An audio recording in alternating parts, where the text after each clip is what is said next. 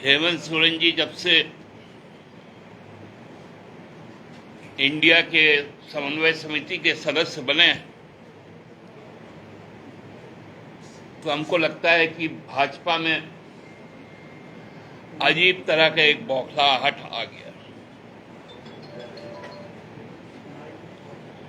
भाजपा को अब ये रास्ता दिख नहीं रहा है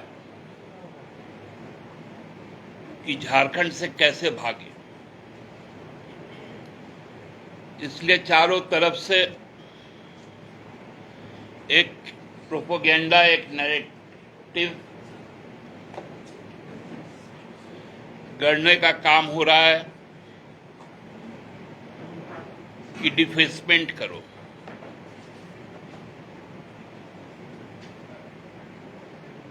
क्योंकि जो कार्य यहां पर हो रहे हैं, जिसकी चर्चा हर जगह हो रही, उससे अजीब बौखलाहट आ गया। कल आप सबने देखा होगा नेशनल स्पोक्सपर्सन बीजेपी का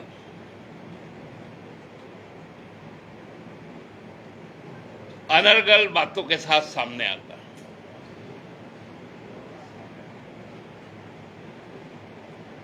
अब अपने राज्य सरकारों की जो घोटाले, चाहे वो गुजरात के हो, चाहे उत्तर प्रदेश के हो, और मध्य प्रदेश का तो कीर्तिमान रहा है व्यापम का,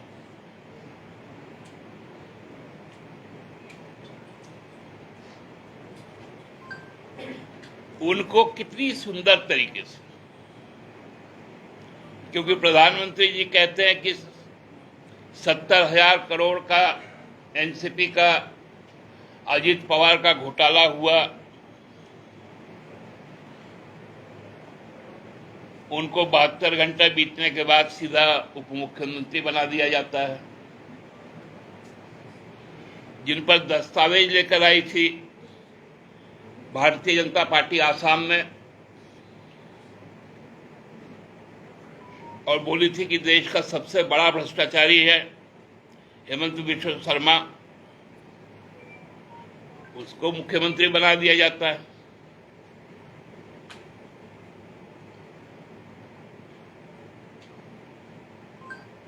उसी तरह कल उनका बौखलाहट हम लोगों के सामने आया। हम पूछते हैं कि भाई गुजरात पावर कॉरपोरेशन का पैसा अडानी ने क्यों खाया, जो गुजरात सरकार कहती है, तो वो हमसे सवाल पूछते हैं। आप सब यहां पर जो भी लोग हैं, राज बनने के बाद से ही आप देखे होंगे कि 2002 से ही सोरेन परिवार को जमीन से जोड़ने का फर्जीवाड़ा चलाया जा रहा है। कल एक वीडियो क्लिप भी देखे, इसको 2002 में सबसे पहले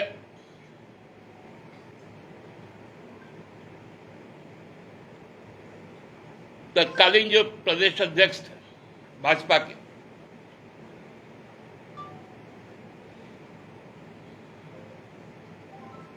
मैं यदि गलत नहीं कह रहा हूं तो शायद दुखा भगत जी थे, उन्होंने लाया था। और रघुवर जी ने जो दस्तावेज का पुलिंदा अपने कार्यकाल में दिखाया, एसआईटी का गठन किया, हर 3 महीने में एक बार प्रेस कॉन्फ्रेंस करता था, वही दस्तावेज फिर से आया, वही दस्तावेज हाईकोर्ट में भी गया था।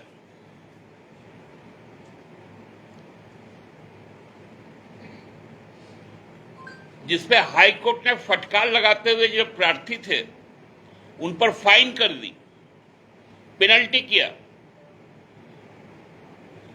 एसआईटी कमीशन देवाशीष गुप्ता की उन्होंने क्लीन चिट दी। केवल क्लीन चिट नहीं दी, उनका रिपोर्ट में कई भाजपा के नेताओं का नाम शामिल हो गया।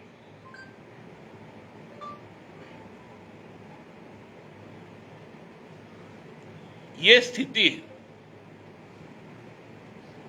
आप हेमंत सोरेन से इतना बौखला क्यों गए?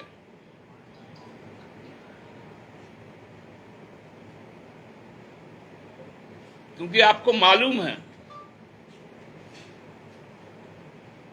कि 2024 में आपका क्या हश्र होने जा रहा है। यहां से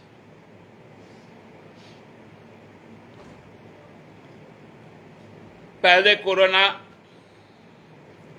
कोरोना में असहयोग,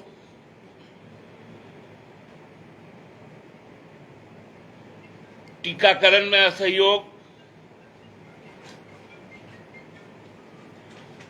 हमारे जो मिनरल्स का रॉयल्टी है उसको रोकना, फिनांस कमीशन के हमारे पैसे को जबरदस्ती काट कर डीवीसी को दे देना,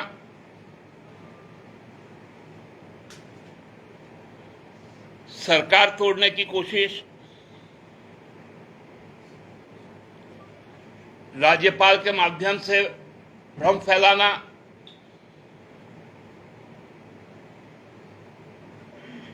केंद्रीय जांच एजेंसियों से भ्रम फैलाना,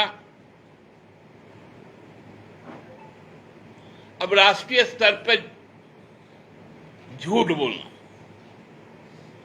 ये एक सतत प्रक्रिया बन गई है।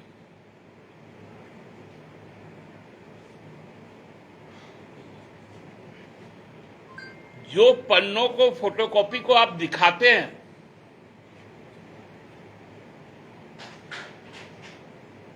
आपके मुख्यमंत्री दिखाते थे, आप उसी फोटोकॉपी को फिर से दिखा रहे हैं। जो वीडियो वो सुनाते थे उसको आप फिर से सुना रहे हैं।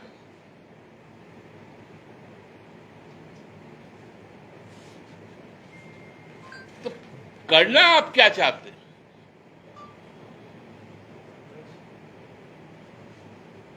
आप करना यही चाहते हैं कि लोग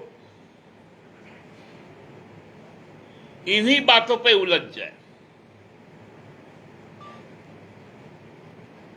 लेकिन यहां तो सरकार प्रतिबद्ध है हमारे जो निश्चय थे उनको प्रतिपादित करने में।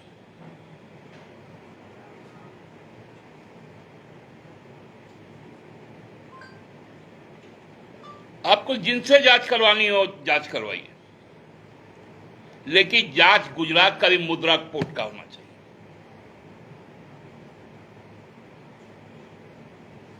कहां गया वो हेरोइन, वो ड्रग्स,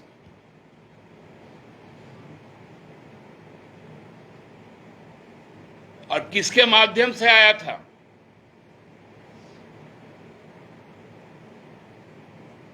आज डीआरआई क्यों नहीं बताती?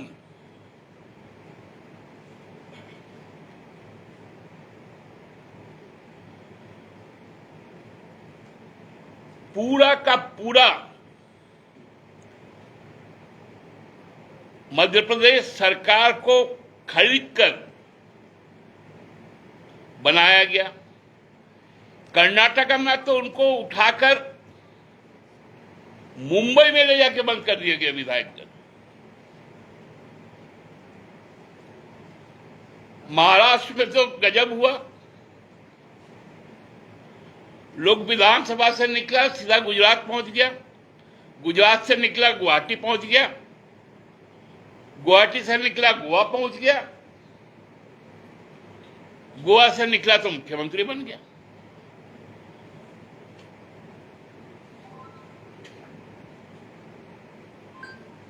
ये इनको नहीं दिखता और ये सोचते ये देश जानता भी नहीं। अब तो छत्तीसगढ़ में ये हाल है कि उनके जो चाणक्य ना क्या बोलते हैं वो लोग, अमित शाह जी को आम सभा भी ऑडिटोरियम के अंदर करते हैं।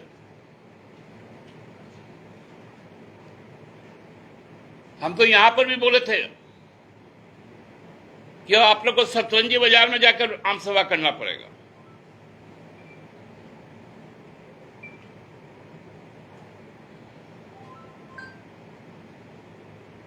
ये स्थिति है आज के दिन की। जो म्यूनिसिपल चुनाव लड़ने के लिए गए थे हैदराबाद में,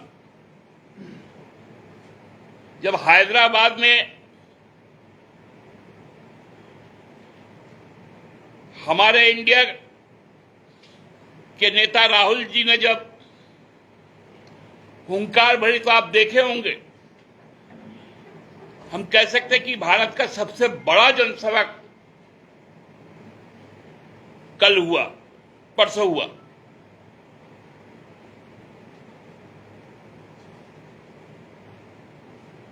ये डर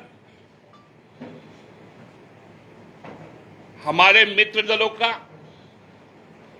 हमारे माननीय नेता का आज भारतीय जनता पार्टी के अंदर समा गया।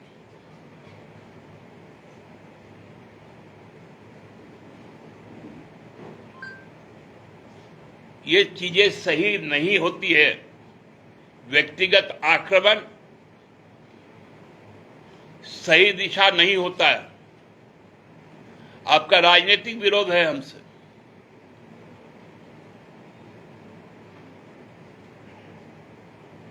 आप हमारे से अच्छे लोकहित में प्रस्ताव लेकर आए, लेकिन नहीं, आपको व्यक्तिगत ही चाहिए आक्रमण करना। ये मालूम है हम लोगों को कि इस देश में आदिवासी होना, दलित होना, अल्पसंख्यक होना, महिला होना एक अभिशाप है मनुवाद के लिए।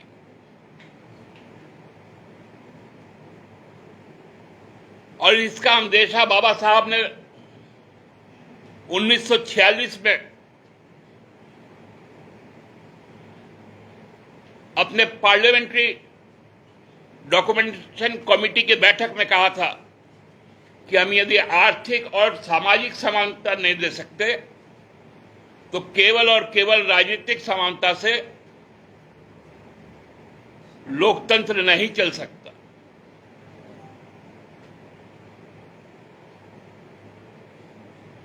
यह अंदेशा उनको था। और आज इसीलिए जो मनुवादी पोषक तत्व है,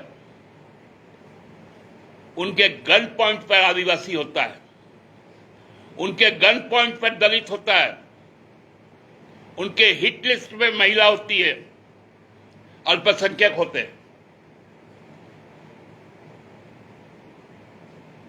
भाजपा के इस जघन्य मिथ्या प्रचार का हम लोग निंदा करते हैं और जनता के बीच जाकर इसका डटकर मुकाबला करेंगे। धन्यवाद।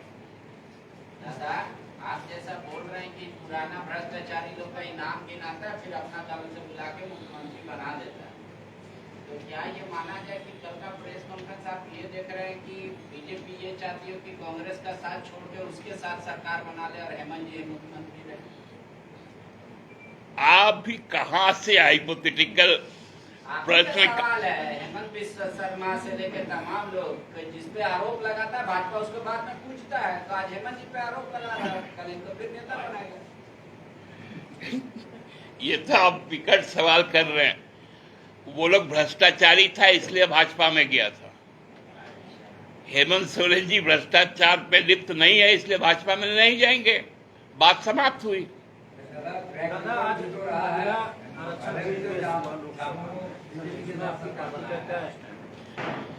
देखिए, बहुत क्लियर है। ये 2010 में ही राज्यसभा में इसको पारित किया जा चुका था, खाली इसका फ्लेवर बदला गया है, कवर पेज बदला है। बातें वही है, लेकिन तब भी ये बात ही सामने आई थी कि बिना जाति जनगणना का आप यह तय नहीं कर पाएंगे, क्योंकि हमारे पास जो लास्ट डेटा है वो 2011 है। क्योंकि 21 को कोरोना के कारण हो नहीं पाया था शुरू, और हमको नहीं लगता है कि सरकार कितना सीरियस है बात है कि कब शुरू करेगी। तो जब तक सेंसस नहीं हो जाता किस जाति का कितना प्रतिशत आबादी है, तो फिर क्योंकि इस बिल में भी शायद जो मैं सुना हूं, मैं अभी तक बिल पढ़ा नहीं हूं, शायद इस बात को कहा गया है कि जातीय जनगणना के बाद ही इसको क्रियान्वित किया जाएगा। यदि ये बातें हैं तब तो कोई दिक्कत नहीं है। इसमें जो अर्जुन मेघवाल ने पेश किया उसमें कहा उन्होंने कि कोटा विद इन कोटा रहेगा, माने जो आदिवासी का रिजर्व सीट है उसमें 33% महिला का रहेगा, जो दलित का रिजर्व है वो 33% महिला का रहेगा। टोटल उन्होंने लोकसभा का कहा कि 181 सीट जो रहेगा वो महिलाओं का रहेगा, और उसी तरह स्टेट में भी उसी के तर्ज पर नहीं। देखिए ये लागू तब भी होगा क्योंकि देखिए ये अभी राज्यसभा का प्रॉपर्टी है एक बिल, पहले तो उसको आपको रिटर्न लेना पड़ेगा, उसके बाद फिर से इस बिल को लाकर पास करवाना पड़ेगा। ये हो गया कि एक्सपायर्ड हो गया, वो चूंकि भंग हो गया 24 लोकसभा।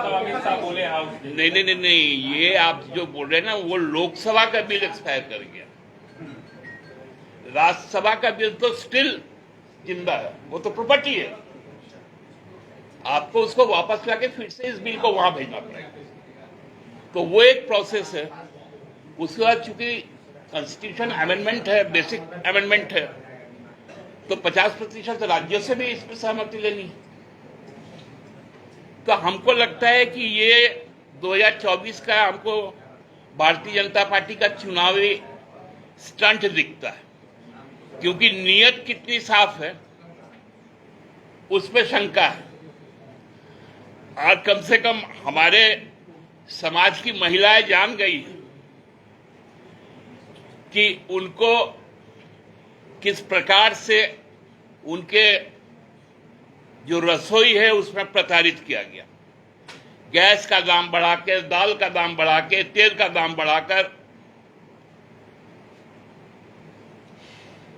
बेहाल कर दिया गया। पुरुषों को तो पेट्रोल पंप में बेहाल कर दिया, इलाज अब लाइलाज होता जा रहा। तो इसलिए ये भ्रम में अब कोई आने वाला नहीं है। ये चुनावी स्टंट जरूर है, लेकिन यदि इंप्लीमेंट हो जाए तो बहुत अच्छी बात है। आप 33 को 50% कर दीजिए जब आधी भागीदारी है। इस बिल का समर्थन है आपके जेब में? बिल का प्रारूप पढ़ लेने दीजिए ना, आज तो आया है ना। आप लोग तो सीधा घुस जाते हैं हाँ या ना में, थोड़ा प्रारूप भी पढ़ लेने दीजिए। आज टेबल हुआ है, मेरे एमपी को मिला होगा, वो भेजेगा तो मैं पढ़ के बताऊंगा। दादा, गुरु जी को छुट्टी मिल गई है, गुरु जी की स्थिति कैसी है? ऑफिशियल कुछ आ नहीं पा रहा है। नहीं देखिए, गुरुजी अभी हॉस्पिटल से भी छूट गए, अभी घर उनको कहा गया है दिल्ली में रेस्ट करने के लिए, कहीं नहीं निकलने के लिए। फर्दर मतलब अब हर हफ्ते उनका एक रूटीन चेकअप होगा, और उसके बाद जब डॉक्टर कहेंगे कि पूरी तरह से फिट हो गए हैं तो वो रांची लौट कर आएंगे। दादा, जैसे उनको आज आमंत्रित किया गया था वहाँ भी सेंट्रल भवन में, नहीं उसके लिए हम लोग वरिष्ठ सांसदों में नहीं, उसके लिए हम जो भी संसदीय कार्य विभाग है, राज्यसभा के सभापति महोदय हैं, लोकसभा के अध्यक्ष हैं, उनके प्रति आभार व्यक्त करते हैं। लेकिन उनके अस्वस्थता के कारण वो वहां पर उपस्थित नहीं हो पाए। लेकिन उनके प्रति यह जो सम्मान एक लोकतांत्रिक परंपरा में दिखाया गया, उसके लिए पूरी पार्टी की तरफ से हम लोग कृतज्ञता व्यक्त करते हैं, आभार प्रकट करते हैं। दादा, सुप्रीम कोर्ट से राहत नहीं मिली, अब आप लोग क्या करेंगे? मूव करेंगे हाई कोर्ट की तरफ? सुप्रीम कोर्ट का भी यही डायरेक्शन है कि आप हाई कोर्ट जाएंगे? अभी ये हमारा जो हमने बार बार इस सवाल पे कहा कि हम इस पर नहीं बोल सकते,